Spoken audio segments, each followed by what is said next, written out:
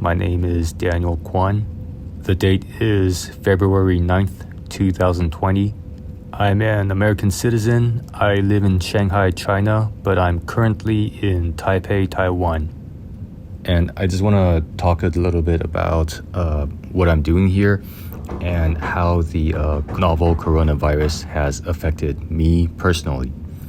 And I think I'm going to go off topic a lot, so just keep that in mind. Okay, first of all, the footage that you're watching right now, in case you couldn't tell, it's staged. I'm not in quarantine or anything. I'm just, I'm inside an Airbnb. At this Airbnb, the bedroom is like inside this glass box. So I just thought it was kind of an opportunity for me to try a little bit of like compositing stuff. So I recently started using Adobe After Effects. So what you're watching now probably has some effects going on and some compositing. So I'm not in quarantine. This is just an Airbnb, and I'm just being stupid. Anyway, so let me tell you about how the novel coronavirus has affected me and why I'm in Taipei, Taiwan.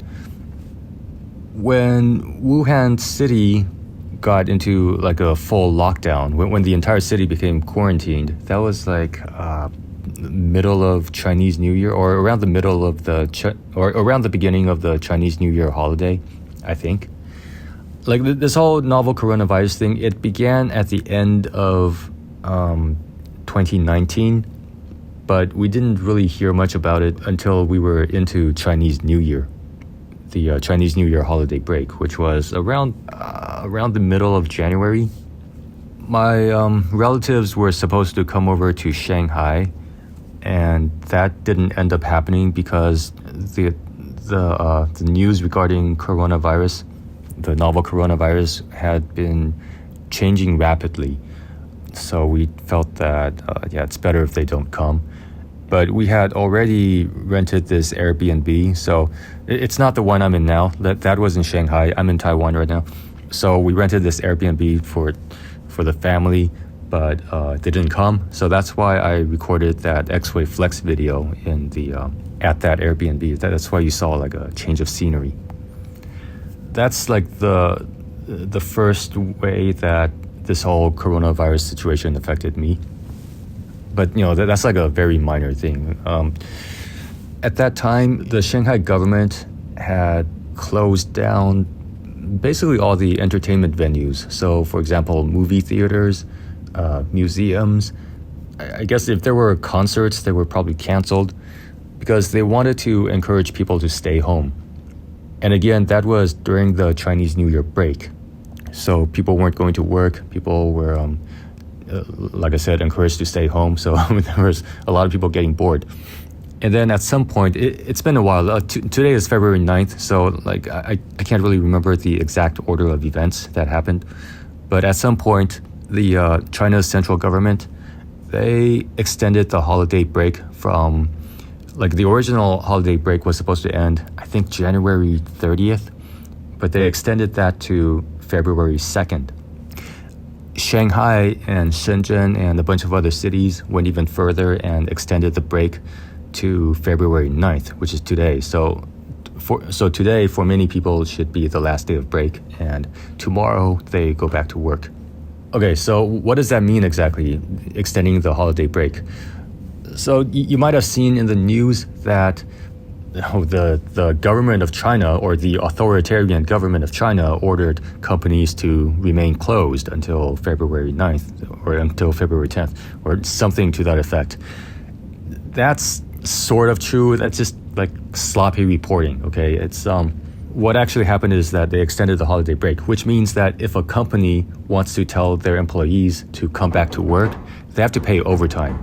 They can't force their employees to work during a holiday, but if their employees agree to work during the holiday, they got to be paid overtime. And I believe in China, overtime is a mandatory 2 times pay. Or maybe that might just be Shanghai. I'm not sure if that's all of China or just Shanghai, but I believe at least in Shanghai, overtime is double the pay. So as far as I know, most companies were not ordered to close. It's just sloppy reporting. what actually happened is that the holiday break has been extended. So that, if people go back to work, they have to be paid double time. Because the government, again, wants to encourage people to stay home and, not travel during this time. I know that at least in Shanghai, people were also encouraged to work remotely. Now, I forget the incentive for that. I'm not sure if there was any incentive for working remotely, but yeah, they're doing everything they can to try to get people to stay home. But today's the last day of vacation, or today's the last day of the holiday break, and tomorrow people are supposed to go back to work, so I'm kind of not looking forward, but I'm curious what things are going to be like from tomorrow. Another thing you might have seen in the news are pictures of big cities like Shanghai and Beijing and other places being totally empty. Like, I don't know what the situation is like in Wuhan. Like, I know the whole place is like majorly on lockdown. It's like totally quarantined. In Shanghai, it's different. If you see pictures of empty streets in Shanghai, that's not necessarily because of the virus. That's just how it is in Shanghai every single year during Chinese New Year. Okay, during the Chinese New Year break in Shanghai, most of Shanghai becomes empty. The only places where there are going to be a lot of people in Shanghai are going to be the tourist attractions. And those places are always crowded, like every day of the year. But during Chinese New Year and I guess other holidays, they're especially crowded. But during Chinese New Year, everywhere else, like in the residential areas, in most of the business areas, they're going to be pretty empty. Now, in the last few days, like in the first few days of February, I was already starting to see more people on the streets, like as people are starting to get back to work, and just going out, walking around, walking the dog, buying groceries and stuff. In the middle of the Chinese New Year break, yeah, the streets of Shanghai was pretty much mostly empty. But like after January 30th and in the first few days of February, there were still people on the streets. It wasn't that empty. So, I think there's some misreporting going on for sure. And I don't know if people are doing it purposely, but like I think some people are just wrong. Maybe they were in Shanghai for the first time and this coronavirus thing just happened to happen during Chinese New Year, and so they thought, oh my God, the streets are so empty because of this virus. No, it's like this every single year.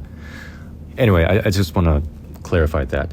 Although this year, it is different this year though, because entertainment venues are closed and temples are closed also. Going to temples is usually a pretty big thing when it comes to Chinese New Year.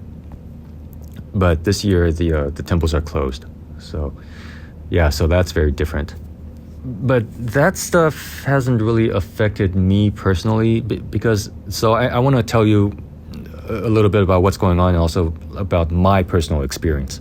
Okay, so for me personally, I didn't think I would be affected too much, not by the virus, but I mean this whole situation, because I don't work in an office. I have my own little studio that I work from, and I don't eat out very much either. I don't hang out with people that much. So if I want to have very, very little contact with other people, that's very easy for me. I mean, most of the time, I don't have a lot of contact with people anyway.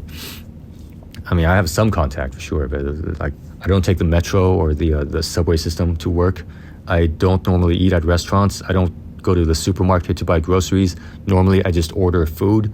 So yeah, I have a little bit of interaction with the delivery person. Like they bring the food, I pick it up. That's about it. There has been a change over there though. So the delivery person, instead of coming directly to my door, they would drop off the food at the entrance of the community of the apartment complex. So I would actually have to leave my apartment to go pick up the food. So that's different. But again, that doesn't affect me that much. Let's see, what else? Surgical masks are kind of difficult to come by now. The pharmacy near my place, like for days, it's had this sign on the window saying that we are out of surgical masks. So, don't line up here to get masks. We don't have them.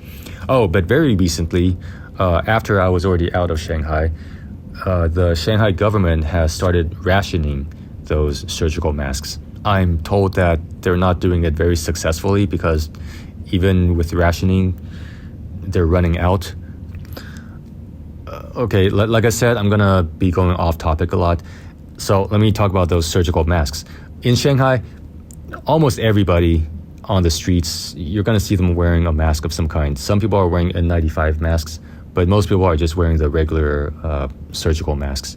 And there's been like experts who say that, okay, those masks, they don't help because the air still comes in from the sides and, they don't really prevent you from getting infected. Look, shut the f up, okay? I mean, if you're in Shanghai or if you're in any part of China right now, you're going to be wearing a mask, all right? First of all, you can't tell me that those masks do not help even like 5% or 10%. If someone sneezes on my face, I would feel better if I have a mask on. And I'm pretty sure that if I have a mask on, there's a lower probability of their germs getting through my nose, getting through my mouth, versus if I don't have a mask on. So don't be telling people, hey, you don't actually need the mask because it doesn't make a difference. Common sense tells me it makes a difference, all right? Second of all, if everyone's wearing a mask, that reduces the risk of people spreading their germs, spreading the virus. If everyone's wearing a mask at this time, I think that's a good thing. So, if you just want to feel smart by telling people, hey, your mask doesn't do anything, shut up. You want to get a better mask, you want to get a big giant respirator, go for it, go ahead. But, most people are not going to do that. You got to be realistic with what the general population is able to do. Again, not everyone is going to wear a giant respirator. People, at most, they're going to wear these tiny little surgical masks because they're convenient.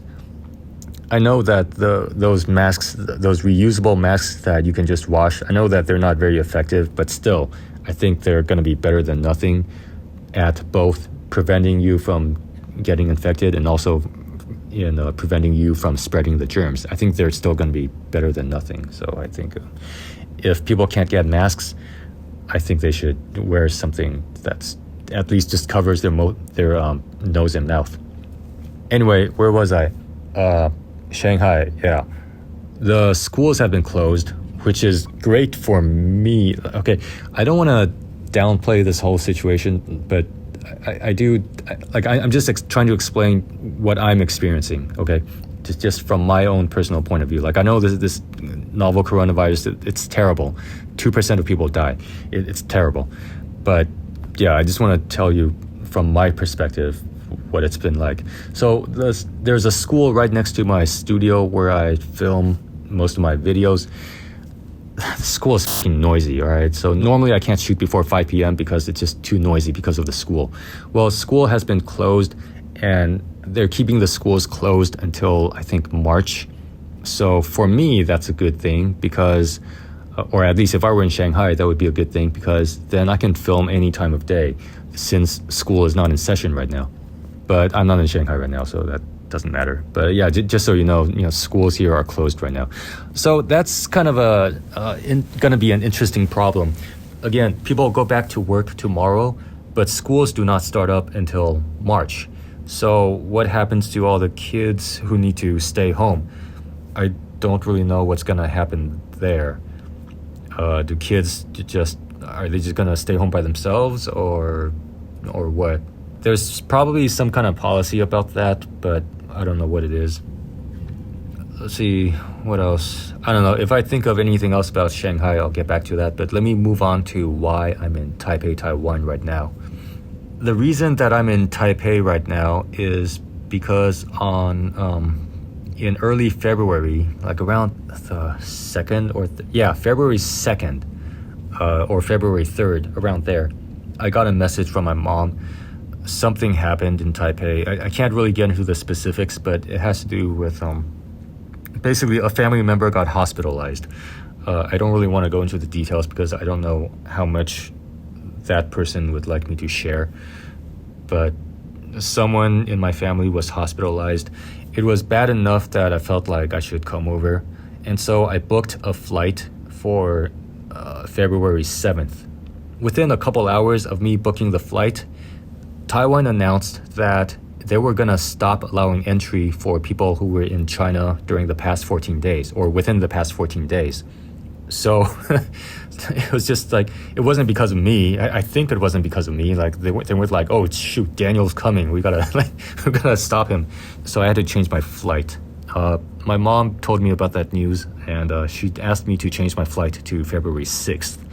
But at the same time, the person in the hospital, the condition went from bad to really, really bad. So I thought, I should be there earlier. I don't know what I can do, but I should at least come over and help my mom. So I changed my flight from February 7th to February 5th, which was the next day. And it was a good thing I did that, because on February 5th, when I went to Taipei, Taiwan announced that they were going to stop allowing entry for people who were in China starting on February 6th. So if I had booked my flight for February 6th, I wouldn't have been able to come to Taipei. Yeah, so I got here just in time, basically. So now that I'm here, the problem here now, well by the way, the emergency situation, like I said, it was bad, and then it got really bad, but now it's better. It's better now. So if you're an empathetic person and you're worried for me, just know that the bad situation is not so bad anymore. It's still concerning, but it's not so bad now. But anyway, I feel like I should still be in Taiwan for a while, because just I don't know, just in case something happens. But the problem is, so originally my intention was to come to Shanghai, and then come to Taipei, and then be here for a while and go back to Shanghai, do some work, come back to Taipei if needed, because Taipei and Shanghai, they're not too far apart. I think the flight is only like 90 minutes, so it's relatively convenient for me to fly back and forth. It costs money, but right now money is not the biggest problem. But the problem for me right now is that if I go back to Shanghai, I won't be able to come back to Taiwan until this whole novel coronavirus thing is over, because again, Taiwan has stopped allowing entry for people who were recently in China. It doesn't matter if you're a Chinese citizen or US citizen or from anywhere else. If you were in China in the past 14 days, you can't enter Taiwan. And it's not just Taiwan doing that. As you probably know, the US did the same. I think other countries here, Japan has only, as far as I know, they've only stopped allowing people who were recently in Wuhan or the Hubei province, but not all of China.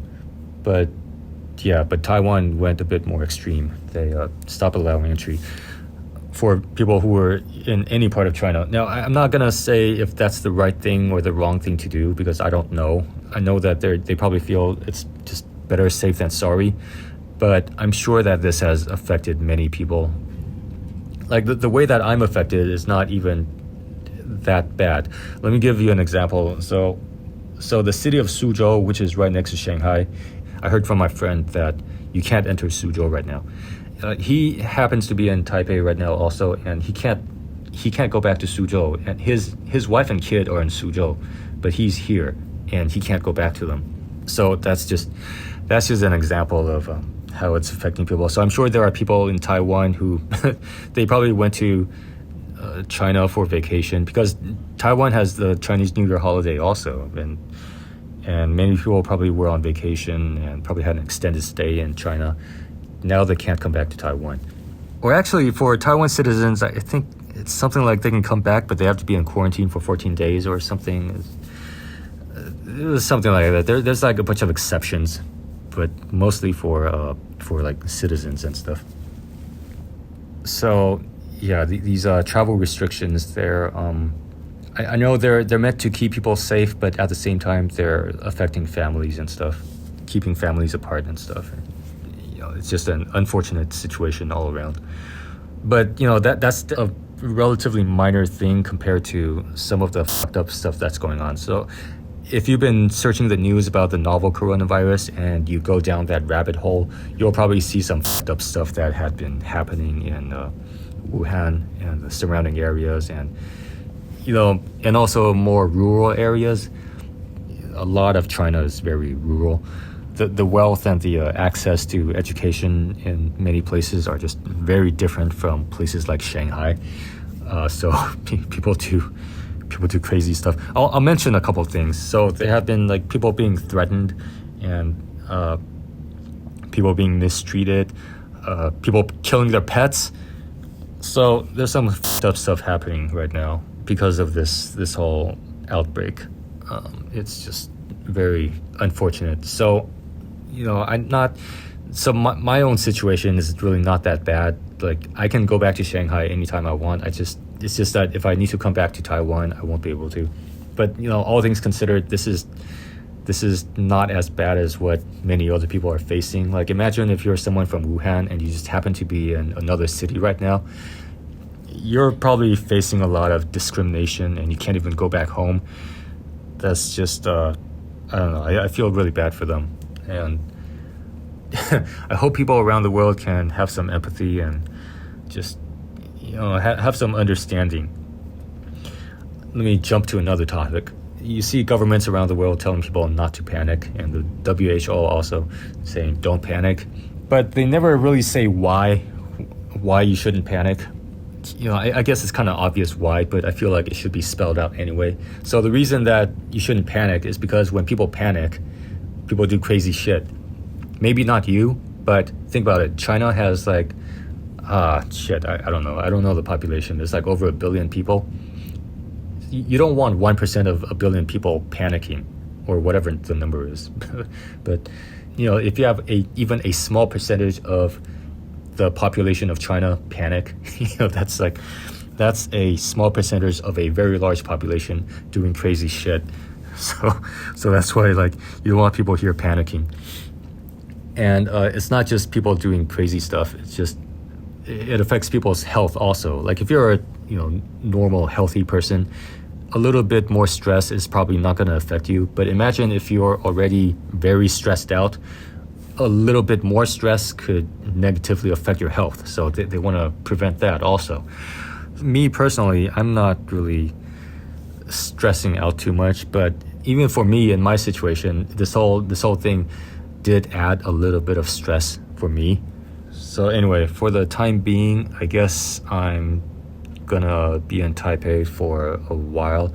I've temporarily booked my return flight for 1 or 2 weeks from now, but I don't know exactly when I'll go back. I have to see what the family member is like over here, and see if I need to help out or anything. Because again, if I go back to Shanghai, I won't be able to come back again until this whole thing is over. As for my YouTube channel, man, I got a bunch of products and boxes that I was supposed to cover, but they'll have to be I'll have to cover them later after I'm back in Shanghai. So sorry to all the manufacturers who sent me stuff, and I just have to cover them later. Anyway, for those of you watching, thank you for watching. Hope you're well. Stay safe. Talk to you next time.